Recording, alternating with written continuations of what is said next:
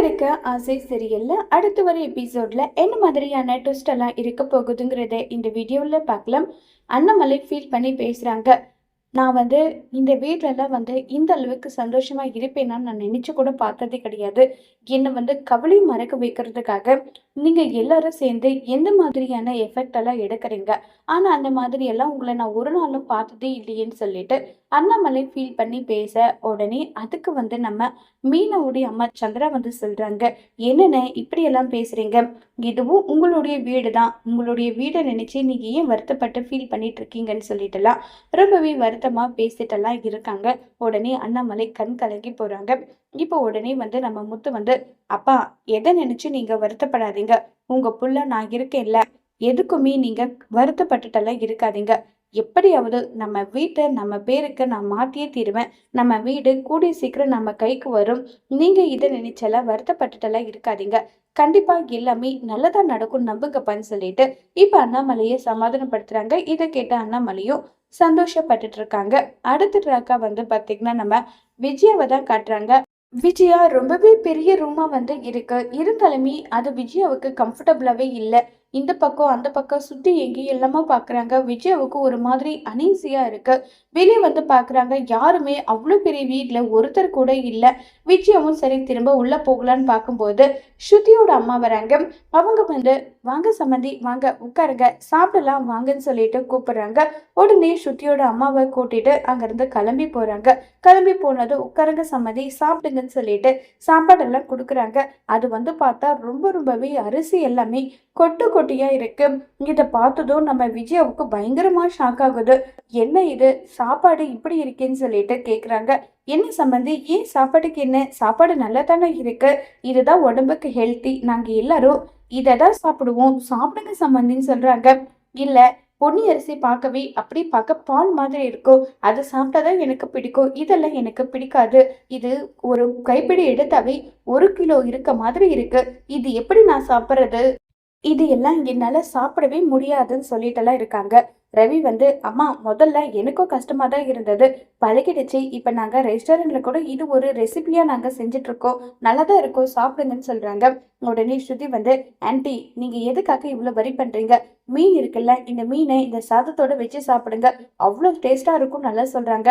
உடனே விஜய இல்ல, எனக்கு இது பிடிக்காது அது பிடிக்காதுன்னு சொன்னதும் உடனே ஸ்ருதியோட அம்மா என்ன சம்மந்தி, எது கொடுத்தாலும் இது பிடிக்காதுன்னு சொல்றீங்க, கட்டாஞ்சாய கொடுத்தா நான் பாலூத்தி தான் குடிப்பேன்னு சொல்றீங்க, ஏதோ ஒண்ணு இருக்கிறதா சாப்பிடலாம் இல்லைன்னு சொல்லிட்டு ஸ்ருதியோட அம்மா சிம்பாலிக்கா விஜய் கிட்ட சொன்னதும் உடனே விஜயாவுக்கு கோவம் வருது.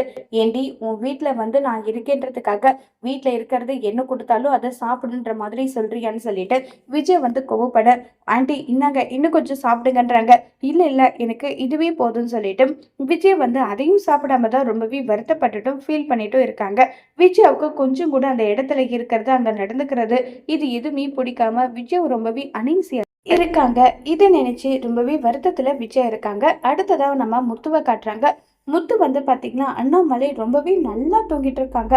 அதை பார்த்துட்டு இருக்காங்க. உடனே ஏங்க என்னங்க பண்ணிட்டு இருக்கீங்க, மாமா நல்லா தூங்கிட்டாருன்னு சொல்லிட்டு இருக்காங்க. உடனே சந்திரன் மீனா, நீயும் மாப்பிளையும் இங்க ரூம்ல படுத்துக்கோங்க, நானும் சத்யாவும் மேல போய் படுத்துக்கிறோன்றாங்க. அம்மா, அதெல்லாம் ஒண்ணும் வேண்டாம், நான் மேலேயே படுத்துக்கிறோம், எங்களுக்கு மேலேயே கம்ஃபர்டபுளா தான் இருக்கும், நாங்க மேல போறோம், நீ வாங்கன்னு சொல்லிட்டு அங்க இருந்து போறாங்க. உடனே முத்து மீனாவோட கையை பிடிச்சிட்டு, மீனா, அப்பா ஆழ்ந்த தூக்கமெல்லாம் போல, ஏதோ கஷ்டத்துக்காக தூங்கிட்டு இருக்காரு, அவ்வளவுதான், அப்பாவால அந்த வீட்டை விட்டு வந்ததை நினைச்சு ரொம்பவே வருத்தமா இருக்காருன்னு சொல்லிட்டு எல்லாம் இருக்காங்க. ஏங்க, எதுக்காக நீங்க இப்படி வருத்தப்பட்டுட்டு இருக்கீங்க, மாமா கிட்ட சொல்லி மட்டும் என்ன ஆக போகுது, நம்ம எப்படியாவது மாமாவுக்கு அந்த வீட்டை திருப்பி நம்ம கொடுக்க தானே போறோம், அதுக்கு ஓட உழைக்கணும், அதுக்கான வழியை பாருங்கன்னு சொல்லிட்டு இப்ப மீனா சொல்றாங்க.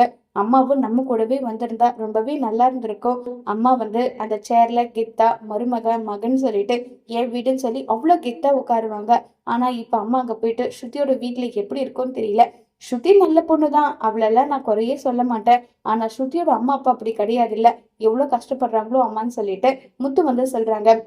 உடனே மீனா எங்க, நானும் தான் அத்தையை கூப்பிட்டேன், அத்தை வரமாட்டேன்னு சொல்லிட்டாங்க, அதுக்கு என்னங்க பண்ண முடியும்னு சொல்லிட்டு மீனா சொல்லிட்டு இருக்காங்க. ஆமா, என்ன போய் பண்ண முடியும், விடு பாத்துக்கலாம்னு சொல்லிட்டு இருக்காங்க. ரவி வேற இருக்காரு இல்ல, ரவி கண்டிப்பா நான் அப்படியெல்லாம் விட மாட்டாங்க, நல்லபடியா பாத்துப்பாங்க, இதுக்கு எதுக்குங்க நீங்க ஃபீல் பண்ணிட்டு இருக்கீங்கன்னு நல்லா சொல்லிட்டு பேசிட்டு வந்து இருக்காங்க. அடுத்த ட்ராக்கா வந்து பாத்தீங்கன்னா நம்ம மீனா வந்து சொல்றாங்க முத்துக்கிட்ட, ஏங்க நம்ம எப்படியாவது அந்த வீடை நல்லபடியா வாங்கணும், அதுக்கு என்ன வழியோ அதை பாருங்க, அவங்களுடைய கைக்கு வீடு போகக்கூடாது, அதுக்கு என்ன வழியோ அதை நம்ம பார்க்கலாம்னு சொல்லிட்டு எல்லாம் பேசிட்டு இருக்காங்க. இதை கேட்டதும் ரொம்பவே சந்தோஷப்படுறாங்க நம்ம முத்து வந்து. அடுத்ததா நம்ம சின்னமணியே வந்து அவங்க ஆளுங்க கிட்ட கேட்டுட்டு இருக்காங்க, என்ன அவங்க எல்லாரும் எங்க இருக்காங்க, என்ன ஏதுன்ற விஷயம் ஏதாவது உனக்கு தெரிஞ்சுதான்னு சொல்லிட்டு கேக்குறாங்க. உடனே தெரிஞ்சதுக்கா, அவங்க எல்லாருமே ஒவ்வொருத்தர் ஒவ்வொரு திசையில இருக்காங்க. சின்ன மருமகளோட வீட்டுக்கு விஜயாவும், மீனாவோட வீட்டுக்கு முத்துவும் அவங்களுடைய அப்பாவும் போயிருக்காங்க. இந்த மாதிரி தகவல் கிடைச்சதுன்றாங்க.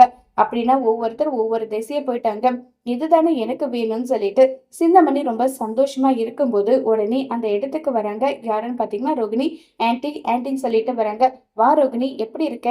ஆமா, நடந்த விஷயத்தை எல்லாம் கேள்விப்பட்டியா? அவங்கள வீட்டை விட்டு துரத்தியாச்சுன்னு சொல்றாங்க. ஆன்டி, அதை கேட்கும்போது எனக்கு கஷ்டமா தான் இருக்கு. எதுக்காக இப்படி பண்ணணும்? எல்லாம் உன்னுடைய வாழ்க்கையை சரி பண்ணதான் ரோகிணி இப்படி எல்லாம் பண்ணிட்டு இருக்க. இப்ப மனோஜ் வந்து வீடை இழந்துட்டு நிக்கிறாரா? நீ போயிட்டு மனோஜுக்கு ஆறுதலா பேசணும். இங்க என்ன மனோஜ், வீடு இப்படி போயிடுச்சுன்னு சொல்லிட்டு ஆறுதலா பேசி மனோஜை உன் கண்ட்ரோல்ல கொண்டு வரணும்ன்றாங்க. ஆமா ஆன்டி, போலீஸ் ஸ்டேஷன்ல பணம் கட்டி நான் மனோஜை வெளியே எடுத்தேன்ல, அதுக்கே மனோஜ் என் மேல கொஞ்சம் கன்சிடரா தான் இருந்தாரு. இப்ப இந்த விஷயம் வேற தெரிஞ்சிருச்சுல்ல, நான் பாத்துக்கிறேன்றாங்க. ரோகிணி, எனக்கு தேவை என்ன தெரியுமா? நீயும் உன் புருஷனும் சேர்ந்து சந்தோஷமா வாழணும், அவ்வளவுதான் எனக்கு தேவை. வேற எதுவும் எனக்கு தேவை கிடையாதுன்னு சொல்லிட்டு இருக்காங்க. சரிங்க ஆண்டி, நான் கிளம்புறேன்னு சொல்லிட்டு ரோகிணி அங்கிருந்து போனதும் விஜயா ரொம்பவே சந்தோஷத்துல இருக்காங்க. ஏன்னா நம்ம ரோகிணி வந்து விஜயோட பக்கம் இருக்கிறத நினைச்சு ரொம்பவே சந்தோஷத்துல வந்து இருக்காங்க. அடுத்த ட்ராக்கா வந்து பாத்தீங்கன்னா நம்ம மனோஜை காட்டுறாங்க. மனோஜ் வந்து தூங்கிட்டே இருக்காங்க. திடீர்னு பார்த்தா மனோஜோட ஃப்ரெண்டு பயங்கரமா கொரட்டையெல்லாம் விட்டுட்டு இருக்காங்க. உடனே நம்ம மனோஜ் வந்து, ஏ சந்தோஷ், எதுக்கையா இப்படி எல்லாம் கொரட்டை விட்டுட்டு இருக்க, நம்ம தூங்காம இருந்திருக்கலாமோன்னு சொல்லிட்டு மனோஜ் ஒரு பக்கம் இருக்க. எலியோட சத்தம் கேக்குது. எலியோட சத்தம் கேட்டதும் இப்ப மனோஜ் வந்து பதறி போயிட்டு பாக்குறாங்க. எலி வந்து இருக்கு. எலியா, எலி வந்துருச்சு, எலியா எலியான்னு சொல்லிட்டு எழுப்புறாங்க. மனோஜோட ஃப்ரெண்டு எந்திரிக்கிறது இல்ல. இப்ப மனோஜ் வந்து எலி கூட்டை எடுத்துட்டு போயிட்டு அந்த பொரிய வச்சு பிடிக்கலாம்னு சொல்லிட்டு மனோஜ் ஒரு பக்கம் போயிட்டு இருக்காங்க. இது எல்லாமே ஒரு பக்கம் நடந்துட்டு இருக்கு. அடுத்த நாள் காலையில டவலை போட்டுட்டு உட்காந்துட்டு மனோஜ் தூங்கி வளைஞ்சிட்டு இருக்காங்க. இப்ப மனோஜோட ஃப்ரெண்டு, என்ன நல்ல தூக்கம், ஏசி வேறையா, வேற லெவல் நல்ல தூக்கம் வந்துச்சான்னு சொல்லிட்டு இருக்காங்க. கப்புன்னு போயிடியா, நான் உன் மேல செம கொலவெறியில இருக்கேன். ஏயா, எனக்கு பாதுகாப்புக்கு நீ இருக்க சொன்னா நீ என்ன பண்ணிட்டு இருக்க? நீ பாட்டுக்கு கொரட்டை விட்டு உன் இஷ்டத்துக்கு தூங்கிட்டு இருக்க, என்ன வந்து தூங்க விடாத பண்ணிட்ட. இதெல்லாம் நியாயமா சொல்லு, நியாயமான்னு சொல்லிட்டு ரொம்பவே கோபமா வந்து கேட்டுட்டு இருக்காங்க. இதை கேட்டதும், என்ன பண்ண சொல்ற? எனக்கு தூக்கம் வந்தது, நான் தூங்கிட்டேன்னு சொல்லிட்டு இருக்கும்போது ரோகிணி அந்த இடத்துக்கு வராங்க. மனோஜ், நடந்த விஷயத்த கேள்விப்பட்ட, எனக்கு ரொம்பவே வருத்தமா இருந்தது தெரியுமான்றாங்க. உடனே அதுக்கு மனோஜோட ஃப்ரெண்டு வந்து, எல்லாம் ஆரம்பிச்சது நீதான், பாவம் அந்த குடும்பம், நீ எப்ப அந்த வீட்டுக்கு மருமகளா போனியோ அப்பவே அந்த குடும்பத்துக்கு அழிவு காலம் ஆரம்பிச்சிருச்சு போல நல்லா சொல்லிட்டு கிண்டல் பண்ணி பேசிட்டு இருக்காங்க. பாத்தியா மனோஜ், இவரு எப்படி பேசுறாருன்னு சொல்லிட்டு பாத்தியா? மனோஜ், நீ இப்படி வீடு இல்லாம தவிக்கிறத நினைக்கும் போது ரொம்பவே கஷ்டமா இருக்கு. எதுக்கு மனோஜ் நீ இங்கிருந்து கஷ்டப்படணும், என் கூட வந்துரு மனோஜ்னு சொல்லி கூப்பிடுறாங்க. இல்ல, ஆல்ரெடி அம்மா ரொம்பவே கோபத்துல இருக்காங்க, அம்மாவே அந்த அளவுக்கு வருத்தப்பட்டுட்டு இருக்காங்க. அப்படி இருக்கும்போது என்னாலலாம் என்ன பண்ண முடியும், என்னாலலாம் எங்கேயுமே வர முடியாதுன்னு சொல்லிட்டு இருக்காங்க. ஏன் மனோஜ், நீயும் நானும் சேர்ந்து சந்தோஷமா வாழ தானே போறோம், அப்படி இருக்கும்போது என் கூட வந்தா என்ன மனோஜ்னு சொல்லி கேக்குறாங்க. இப்ப இருக்க சுச்சுவேஷன்ல என்னால வர முடியாது ரோகிணி, நம்ம ரெண்டு பேருக்குமே கோர்ட்ல விவாகரத்து நடக்க போகுது. என்ன மனோஜ், அப்படின்னா எனக்கு நீ விவாகரத்து கொடுக்க போறியா? கொடுக்கல, அது அப்பாற்பட்ட விஷயம். இப்போதைக்கு உன் கூட என்னால வர முடியாதுன்னு சொல்லிட்டு மனோஜ் ரொம்பவே கிளவரா பேசுறாங்க. இதை கேட்டு ரோகிணிக்கு பயங்கர கோபம் வருது. நான் கூட மனோஜ் வந்துருவாருன்னு நினைச்சா கடைசியில மனோஜ் இப்படி பண்ணிட்டாங்களேன்னு சொல்லிட்டு இருக்காங்க. ரோகிணி, நீ என்னதான் வெளியே எடுத்திருந்தாலுமே என் மேல வந்து நீ வந்து ரொம்பவே பொய்யான கேவலமான ஒரு விஷயம் எல்லாமே பண்ணிட்ட. அதை நினைச்சு இப்ப வரைக்கும் வருத்தத்துல இருக்கேன். அந்த விஷயத்துல இருந்து என்னால வெளியே அவ்வளவு சீக்கிரம் வர முடியாதுன்னு சொல்லிட்டு மனோஜ் வந்து சொல்லிட்டு இருக்காங்க. இதை கேட்டு, சரி மனோஜ், உனக்கு எப்ப என் மேல நம்பிக்கை வருதோ, ரோகிணியோட இருந்தாதான் லைஃப் நல்லா இருக்கும் நீ எப்ப நினைக்கிறியோ அப்ப என்ன தேடி வா, அது வரைக்கும் உனக்காக நான் காத்துட்டு இருப்பேன்னு சொல்லிட்டு ரோகிணியோட பிளான் சொதுப்பலானதை நினைச்சு வருத்தமா ரோகிணி அங்க இருந்து கிளம்பி வந்து போறாங்க. இப்ப நம்ம ஸ்ருதி வந்து, ஆண்டி நான் ரெஸ்டாரண்ட்டுக்கு போறேன்னு சொல்லிட்டு விஜய் கிட்ட சொல்லிட்டு கிளம்புறாங்க. சரி ஸ்ருதின்னு சொல்றாங்க. உடனே ரவியும் போறாங்க. டே ரவி, ஒரு நாள் அது வீட்டுல இருக்க முடியாதாடான்றாங்க. அம்மா, இன்னைக்கு ஒரு மெயின் செஃப் வரல, நான் தான் ரெஸ்டாரண்ட்ட வந்து மெயின்டெயின் பண்ணணும். அதனால நான் போய் தான் ஆகணுமான்னு சொன்னதும், சரி ரவி கிளம்புன்னு சொல்லிட்டு இப்ப சொல்றாங்க. உடனே ஸ்ருதியோட அம்மாவும், அப்பாவும் வா வீட்ட எல்லாம் லாக் பண்ணிட்டு வான்னு சொன்னதும், ஸ்ருதியோட அம்மா வந்து பாத்தீங்கன்னா, நம்ம விஜய் இருக்கிற ரூம் முதல் கொண்டு எல்லாமே லாக் பண்ணிட்டு, "சமந்தி ஹால்ல இருங்க. இங்க பாருங்க கிச்சன்ல உங்களுக்கு புடிச்சது எல்லாமே செஞ்சு வச்சிருக்கேன். சாப்பிட்டுட்டு இருங்கன்னு" சொல்லிட்டு ஹால மட்டும் விட்டுட்டு மீதி எல்லாருமே பூட்டிட்டு போறாங்க. இத பார்த்து விஜயாவுக்கு இன்னும் பயங்கர கோவம் வருது. உடனே பார்வதிக்கு கால் பண்றாங்க. பார்வதிக்கு கால் பண்ணி, "பார்வதி, இந்த வீட்ல இருக்க எனக்கு கொஞ்சம் கூட பிடிக்கல. நான் உன் வீட்டுக்கே வந்துடுறேன் பார்வதி. அங்க நிம்மதியா என்னால சந்தோஷமா இருக்க முடியும் பார்வதி. ப்ளீஸ் பார்வதி, நான் வந்துடுறேன்னு" சொல்லிட்டு கதறி அழுதுட்டு இருக்காங்க.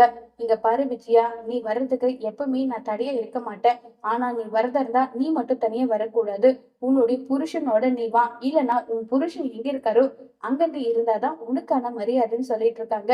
"ஏன் பார்வதி, என்னுடைய பெஸ்ட் ஃப்ரெண்டு தானே நீ. நீ இப்படி சொல்லலாமா? அந்த மீனா வீட்ல போய் என்னால எப்படி இருக்க முடியும்னு" சொல்லிட்டு கேக்குறாங்க.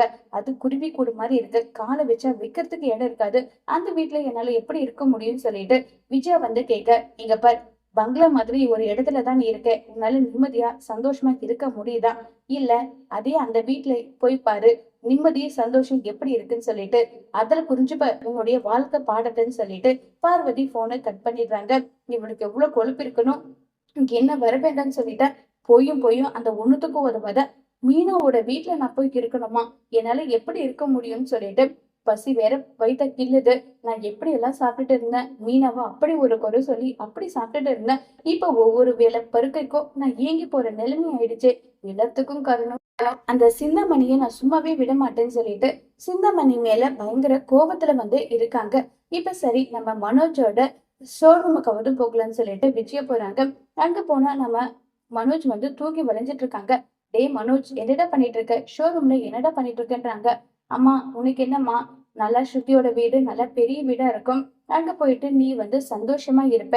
ஆனா நான் அப்படியா? நான் பாரு எப்படி இந்த கொசு கடியிலயும் எலி டார்ச்சர்லயும் தூங்க முடியாது இருந்து தெரியுமான்னு" சொல்லிட்டு இருக்காங்க. "அந்த வீடு பார்க்க தாண்டா பெருசா இருக்கு. ஆனா அங்கெல்லாம் நிம்மதியா சந்தோஷமா இருக்கவே முடியாது. என்னால அங்க இருக்க முடியல. ஒருவேளை சாப்பாடு சாப்பிட முடியலடா. மனோஜ், நான் பேசாம இங்கேயே வந்துடட்டுமான்றாங்க." "அம்மா, என்னம்மா சொல்ற? இங்க வந்து எப்படிம்மா நீ இருப்பேன்னு" சொல்லிட்டு மனோஜ் வந்து சொல்லிட்டு இருக்காங்க. கரெக்டா அந்த இடத்துக்கு முத்து வராங்க. முத்து வந்ததும், "அம்மா, உங்க முகத்தை பார்த்தா சரியா சாப்பிடாம சரியா தூங்காத மாதிரி இருக்கீங்க. வேணும்னா மீனாவோட வீட்டுக்கு வாங்க. உங்களை நல்லபடியா ராணி மாதிரி மீனா பார்த்துப்பா, நானும் பார்த்துப்பேன்னு" சொல்லிட்டு முத்து வந்து கூப்பிடுறாங்க. உடனே மனோஜ் வந்து, "ஏண்டா, அந்த வீடு பாத்ரூம் சைஸ் கூட இல்ல. அதுல எப்படிடா அம்மா வந்து இருப்பாங்க? அம்மாக்கு எப்படி வாழ்ந்தவங்க தெரியுமான்னு" சொல்றாங்க. "அம்மாவோட நிலைமைக்கு காரணம் நீதான். அம்மா, நீ வருவியான்னு" சொல்லிட்டு முத்து கேட்க விஜயாவும் தயங்கிட்டே இருக்காங்க. இப்ப விஜயா மீனாவோட வீட்டுக்கு போவாங்களா இல்லையாங்கிறத வரப்போற எபிசோட்ல வெயிட் பண்ணி பார்க்கலாம். தேங்க்யூ.